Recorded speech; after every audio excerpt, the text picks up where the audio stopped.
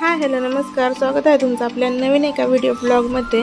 तर नारळ पाण्यानेच व्हिडिओला सुरुवात केली। नारळ पाणी पिल्यानंतर साफसफाई देखील करायची आहे, म्हणजे बाहेरचा जो ओटा आहे तो आवरायचा आहे, घरातलं झाडून फरशी ते देखील करायची। आणि त्यासाठी मी संध्याकाळी सुरुवात केली। तर बाहेर खूप असं आभाळ आलं होतं, कारण की संक्रांतीचे 2-3 दिवस आभाळाचंच असं वातावरण होतं। आणि संक्रांतीच्या दिवशी मला रांगोळी काढणं देखील झालं नाही। जी शेजारची लहान मुलगी आहे तिनेच रांगोळी काढली। आणि हा व्हिडिओ आहे किंक्रांतीच्या दिवशीचा, ज्या दिवशी लहान मुलांचं बोरनहाण केलं जातं।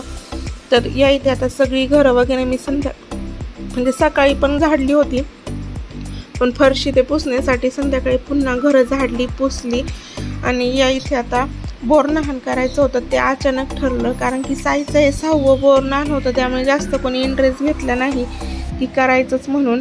पण लहान मुलांचं कसं असतं की ते एकदा म्हणजे नादवले की नादवतातच, कारण की त्यांना ज्यावेळेस आपण कळत नाही त्यावेळेस आपण त्यांचं बोरनहाण बड्डे वगैरे करतो, पण ज्यावेळेस कळायला लागतं त्यावेळेस करत नाही। तर साईचं हे 6वं बोरनहाण होतं आणि अचानक ठरल्यामुळे खूप घाई गडबड झाली। मी देखील सिंपलसे अशी तयार झाले होते।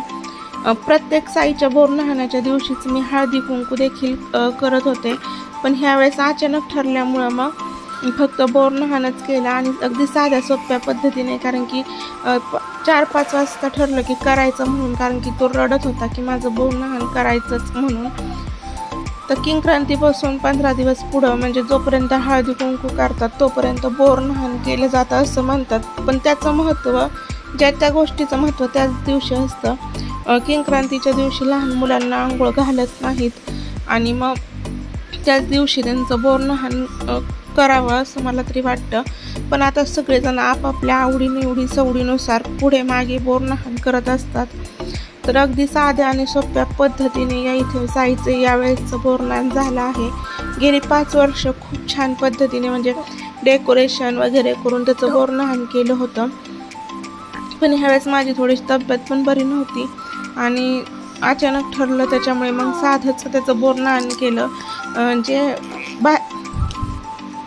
मागं जो बल आहे तो देखील लावला नाही, कारण की बल असल्यावर कसं फोटो पण क्लिअर येतात आणि व्हिडिओ पण क्लिअर येतात, पण तो देखील लावला नव्हता। आणि गावाकडे असल्यामुळे लाईट कमी जास्त अशी होत असते, त्यामुळे सगळेच फोटो म्हणा किंवा व्हिडिओ हे थोडेफार अंधारातच आलेले आहेत।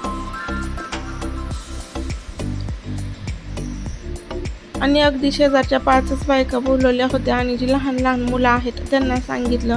तसं तर सांगायला गेलं तर वस्तीतले भरपूर असे म्हणजे सगळेच जण येतात प्रत्येक कार्यक्रमाला, पण सांगितलं नव्हतं। आता ज्यावेळेस हळदी कुंकू करणार आहे त्यावेळेस मी नक्की सगळ्यांना सांगणार आहे, कारण की प्रत्येक वेळेस सांगतेच, पण यावेळेस माझा मनापासून असा मूड नव्हता। पण साईच्या इच्छेखातीराने म्हणजे कसं असं लहान मुलांना नाराज करूशी वाटत नाही, त्यामुळे मग बोरनहाण केलं।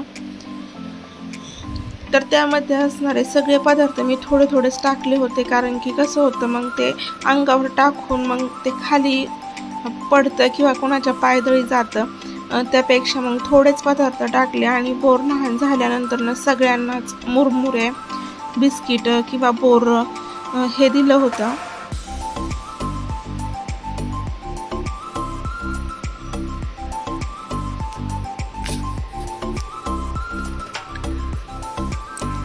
तर साईसोबत जी छोटी मुलं होती त्यांना पण बोरनहाण घालण्यात आलं। आणि साईचं म्हणणं असं होतं की जे माझ्यासोबत जेवढे जण बसले त्यांना देखील ओवाळा। तर सगळ्या मुलांना ओवाळलं होतं, पण ते व्हिडिओमध्ये आलं नाही। आणि मग जी बाकीची छोटी मुलं होती त्यांना देखील बोरनहाण घातलं।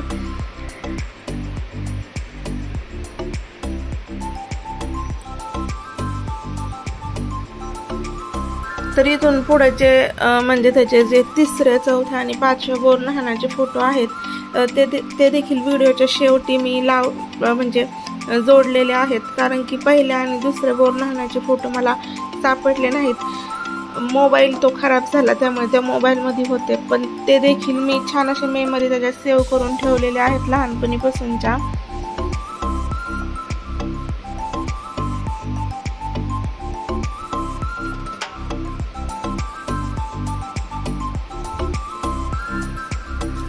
संक्रांतीपासून थोडीफार गरमी सुरू व्हायला सुरुवात होती आणि म्हणजे तीळ हा गरम पदार्थ असतो, तीळ म्हणा तिळगुळ म्हणा, त्यामुळे मग तो खाल्ला देखील जातो आणि लहान मुलांना म्हणजे आंघोळ जे मुरमुरेच्या लाह्या आहेत त्याच्यासुद्धा तो घातलाच जातो.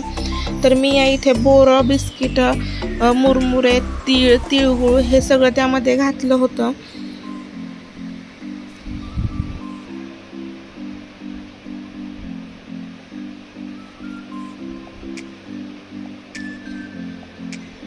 तर अशा पद्धतीने छोटासाच आमचा जो बोर न्हाण्याचा कार्यक्रम आहे तो पार पडला आणि त्यानंतर पुढे जे 2-3 फोटो आहेत ते मी त्याचे जे गेल्या वर्षीचे होते ते सुद्धा या इथे जोडलेले आहेत आणि तुम्हाला जर याच्या मागचा व्हिडिओ जर पाहायचा असेल तर त्याची लिंकसुद्धा मी डिस्क्रिप्शन बॉक्समध्ये देईल, तुम्ही नक्कीच पहा, कारण की बरेचसे नवीन सबस्क्रायबर आता जॉईन झालेले आहेत.